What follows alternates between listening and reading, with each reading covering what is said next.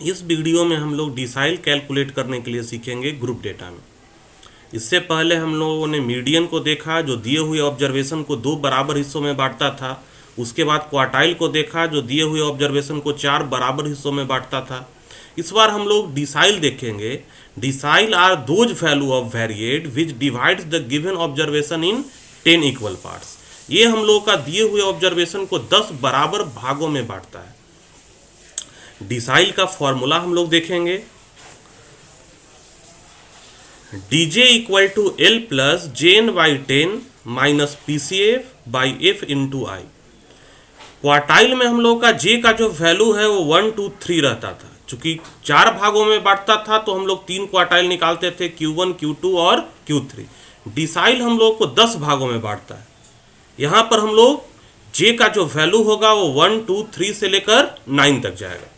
अब सबसे पहले जो फॉर्मूला देख रहे हैं यहाँ पर L क्या है, तो L है lower limit of jth decile class. वहाँ पर हम लोग का क्वार्टाइल क्लास का होता था, मीडियन में मीडियन क्लास का होता था, यहाँ पर हम लोगों का डिसाइल क्लास का होगा। F frequency of jth decile class, PCF preceding cumulative frequency of jth decile class, N total number of observation and I class interval. Formula similar है जैसा मीडियन का था, जैसा क्वार्टाइल का था। मीडियन में यहाँ पर हम लोगों का N/2 था क्योंकि वो 2 भागों में बांटता था। क्वार्टाइल में हम लोग का JN/4 था क्योंकि वो 4 भागों में बांटता था। और डिसाइल में हम लोग का JN/10 है क्योंकि ये 10 बराबर भागों में दिए हुए ऑब्जर्वेशन को बांटता है। अब हम लोग एक एग्जाम्पल देखेंगे जिसमें हम लोग सीखेंगे डिसाइल को कैलकुलेट करने के लिए। डिसाइल चूंकि हम लोग का D1 D2 D3 D4 D5 D6 D7 D8 D9 तक कैलकुलेट होगा, तो इसमें हम एक सिंपल एग्जांपल ले रहे हैं जिसमें हम लोग को D7 कैलकुलेट करना है। डेटा दिया हुआ है, ऑब्जर्वेशन दिया हुआ है, मार्क्स है और नंबर ऑफ स्टूडेंट्स है। ये हम लोग का क्लास इंटरवल हुआ, ये हम लोग का फ्रिक्वेंसी हुआ। जैसे मीडियन और क्वार्टाइल में हम लोग कैलकुलेट करते वक्त सबसे पहले कॉमुलेटिव फ्रीक्वेंसी निकालते थे। सिमिलरली यहाँ पर भी हम लोग सबसे पहले CF निकालेंगे।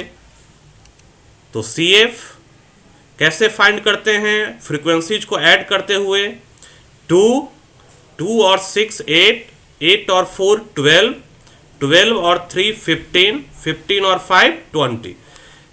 तो n का वैल्यू भी यहाँ पर 20 होगा क्योंकि n हम लोग फाइंड करते हैं सारे फ्रीक्वेंसीज को ऐड करते हुए।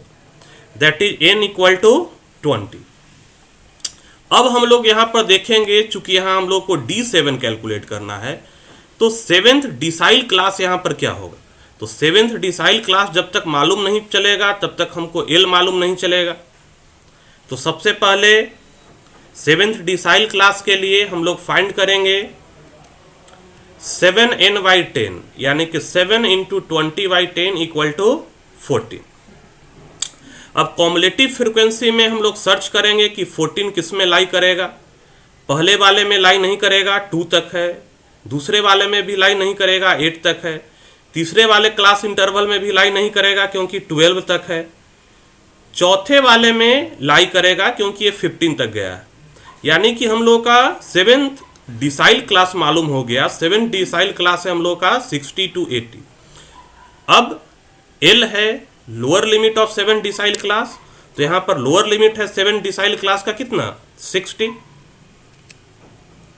F है फ्रीक्वेंसी ऑफ 7 डिसाइल क्लास, ये कितना है हम लोग का 3।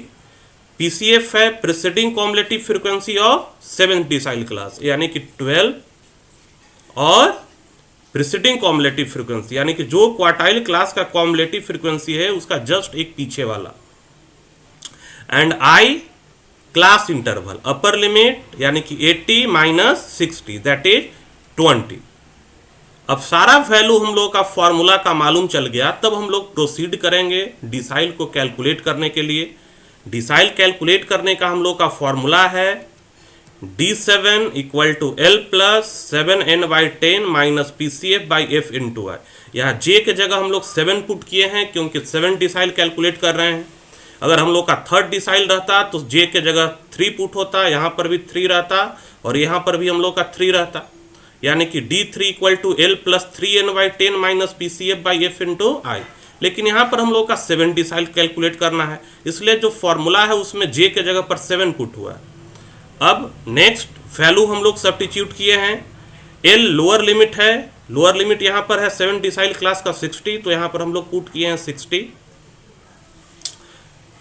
7n/10 का वैल्यू है 14। Next PCF preceding cumulative frequency है 7 डिसाइल क्लास का 12। नेक्स्ट F का वैल्यू है हम लोगों का 3, यानी कि frequency of 7 decile class. And I class interval, upper limit minus lower limit, यानी कि 80 माइनस 60 दैट इज 20। अब 14 में से 12 जाएगा, कितना आएगा 2, यानी कि 60 प्लस 2/3 इंटू 20। अब 2 इंटू 20 40/3 यानी 13.333 that is 60 plus 13.333 equal to 73.333। Hence, the seventh decile of the given observation is 73.333.